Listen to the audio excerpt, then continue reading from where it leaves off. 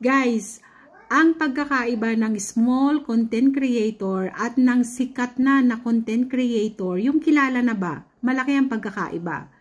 Kapag kayo nag-send ng 1 star lang sa small content creator, na-appreciate nila yan, nagpapasalamat sila, nagre-reply kaagad sila dun sa comment section na thank you, kasi nga na-appreciate nila. Kahit na napakaliit na bagay, kahit nga hindi ka mag-send dyan, mag-comment ka lang sa video nila, masaya na sila at na-appreciate nila, nagre-reply sila kaagad, di ba?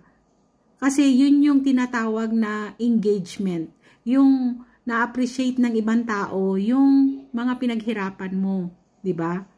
At ganun ka rin, nagpa-follow back ka, nakikipag-engage ka rin, which is maganda yon. Kasi nagtutulungan, di ba?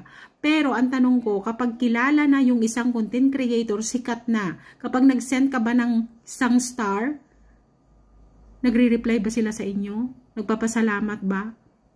Napapansin ba kayo sa comment section nila? Kasi ang dahilan, ang dami na ninyo eh. Hindi namin kayo pwedeng isa-isahin. Di ba? Kapag nagla-live sila, syempre dadagsaan ng tao dyan. Pupunta sila kasi sikat, di ba? Pero kapag nag-send ka sa kanila ng 3,000 stars, 2,000 stars, mapapansin ka nila kaagad, paaakyatin ka nila kaagad. Ikaw pa nga yung priority nila, i-follow natin si ganito, di ba? Naku, laki ng pagkakaiba ng small at saka sikat na talaga na content creator, di ba?